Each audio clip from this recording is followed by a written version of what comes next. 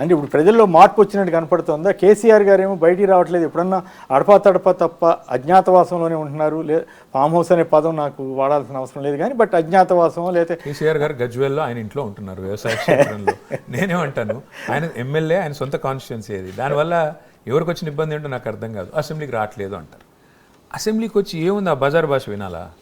ఆ మాట్లాడే దరిద్రంగా బట్టలు తీసుకొడతాం, జర్నలిస్టులని తోడకలు తీస్తాం, ఈ భాష వినడానిక కేసీఆర్ గారు రావాలి?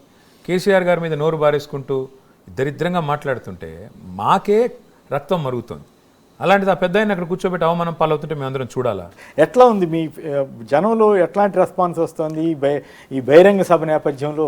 మీరు తిరుగుతున్నారు కదా, మీ వాళ్ళు కానీ మొత్తం మీరంతా కూడా, మీరు కూడా నిన్న వరంగల్. రాజకీయ రంగం ఎట్లాంటి రంగం అంటే సార్, మనం చూడాలనుకుందే మనకు కనిపిస్తుంది, మనకి మనం చూడకూడదు అనుకుంది జనరల్గా కనబడదు. నేను అప్పుడప్పుడు నిజాలు బలి చెప్తారండి రాజకీయ నాయకులు. వాస్తవానికి నిజం అండి సార్. అంటే మీకు ఎన్నికల ముందు ఏ రాజకీయ నాయకుని అడిగినా గెలుస్తారా ఓడిపోతారంటే గెలుస్తామని చెప్తారు. ఎవరికి వాడికి అలా కనబడుతుంది.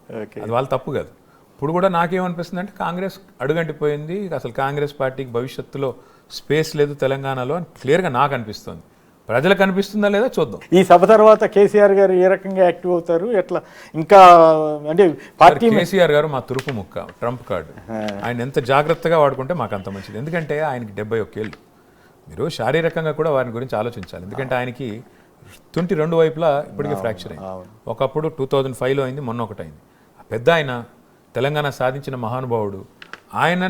ఆయనకి ఎలా పనిచేయాలో ప్రజా జీవితంలో ఆయనకి మాకంటే అందరికంటే బాగా తెలుసు. రెండోది, మా పార్టీ నాయకులకు కార్యకర్తలకు కూడా అర్థం కావాలి వారిని.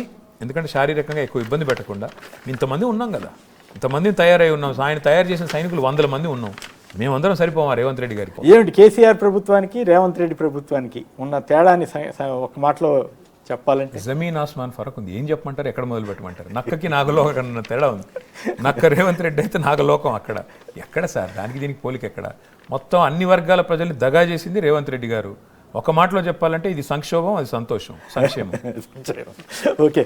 అయితే బీఆర్ఎస్ పార్టీలో గ్రూపులు, గొడవలు ఇవన్నీ న్యాచురల్ అపోజిషన్లో ఉన్నప్పుడు మరి ఎక్కువ ఉంటాయి కదా, దాని ప్రభావం ఒకటే గ్రూప్ ఉన్నదల్లా, ఒకటే గ్రూపు, కేసీఆర్ గ్రూపు. ఆ గ్రూపు తప్ప ఏ గ్రూపు లేదు, ఏ గుంపు లేదు, ఏ కొమ్ములాటలు లేవు, ఏమీ లేవు. మిగతా అన్నీ ఏదో మీడియాలో ఏంటంటే ఇప్పుడు ఎట్లా అయిపోయింది సార్ అంటే, మిమ్మల్ని అంటలేదు, యూట్యూబ్ ఛానళ్ళు బాగా అయిపోయినాయి. వాళ్ళ తమ్మునీళ్ళు ఎవడో ఒకటి నొక్కాలి, లేకపోతే వాళ్ళకి పేమెంట్ రాదు. ఏం చేయాలి వాళ్ళ కర్మ? వాళ్ళు ఏం చేస్తూ ఉంటారు, ఏదో తమ్మునీళ్ళు పెడతారు, దాన్ని ఎవరో నొక్కుతారు, అందులో ఏదో ఉందని పోతారు, అందులో ఏం ఉండదు. హరీష్ రావుకి కేటీఆర్కి మధ్య తేడా, సంబంధ బాంధవ్యాలు 20 ఏళ్ళు. ఇప్పుడు దాదాపు నేను రాజకీయాల్లోకి వచ్చి 19 ఏళ్ళు అండి, దాదాపు 20 ఏళ్ళు అనుకోండి. ఇదే నడుస్తుంది, 19 ఏళ్ళ నుంచి ఇదే నడుస్తుంది. నేను మళ్ళీ చెప్తున్నా సార్, సిన్సియర్గా చెప్తున్నా, మా అందరికీ కావాల్సినంత పని ఉంది, కావాల్సినంత చేయాల్సినంత ఎజెండా ఉంది.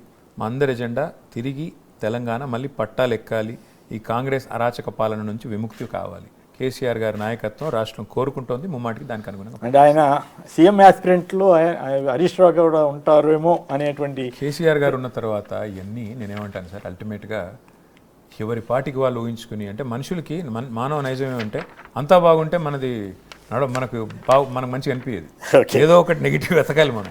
హైదరాబాద్ సంబంధించి హైడ్రా, రియల్ ఎస్టేట్ ఎట్లా ఉన్నాయి అనుకుంటున్నారు? హైడ్రా నేను అడిగేది ఒకటి, కొమ్మినేని గారు మీరు నాకు నిజాయితీగా చెప్పండి, హైడ్రా ప్రతాపం అంతా పేదల మీదేనా, పెద్దవాళ్ళ మీదకి పోరా? హైడ్రా అంటే అనుముల తిరుపతి రెడ్డి గారి ఇల్లు సేఫ్, పట్నం మహేందర్ రెడ్డి గారి farm house safe, Ponguleti Srinivasa Reddy గారి ప్యాలెస్ సేఫ్. కానీ పేదలు మాత్రం వాళ్ళ గూళ్ళ మీద మాత్రం, వాళ్ళ కడుపుల మీద మాత్రం కొడతారు. ఇదేం హైడ్రా అండి? ఎవరి కోసం హైడ్రా? భయభ్రాంతులకు గురి చేసి, బ్లాక్మెయిల్ చేసి, బిల్డర్ల దగ్గర డబ్బులు దొబ్బడానిక? నేను అడిగేది. ఇంత నికృష్టమైన పని నాకు తెలిసి ఏ ముఖ్యమంత్రి చేయలేదు. ప్రధానమంత్రి గారు స్వయంగా చెప్పారు, RR ట్యాక్స్ వసూలు అవుతోంది హైదరాబాద్లో అని. ఇప్పుడు కాదు, ఏప్రిల్ 2024లో చెప్పారు. ఆయన మర్చిపోయారు, వార్షికోత్సవం కూడా అయిపోయింది అనుకోండి. సరే, RR ట్యాక్స్ అనే ఆరోపణ, రాహుల్ రేవంత్ ట్యాక్స్ అనే ఆరోపణ స్వయంగా ప్రధానమంత్రి నోటి నుంచి వచ్చింది అంటే ఢిల్లీ దాకా పాకింది వీళ్ళ కీర్తి. ఒక్కొక్క బిల్డర్ దగ్గర తాట తీసి స్క్వేర్ ఫీట్కి 200, ఫ్యామిలీ అండ్ ఫ్రెండ్స్ డిస్కౌంట్ 100 రూపాయలు, ఈ టైప్లో వసూలు చేస్తారు. ఇది వాస్తవం. ఓకే. ఈరోజు హైదరాబాద్లో రియల్ ఎస్టేట్ రంగం కుప్పకూలడానికి కారణం ఒకే ఒక్క వ్యక్తి, అనుముల రేవంత్ రెడ్డి. ఆయన దుందుడుకు చర్యలు, ఆయన తెలివి తక్కువ అనాలోచిత నిర్ణయం.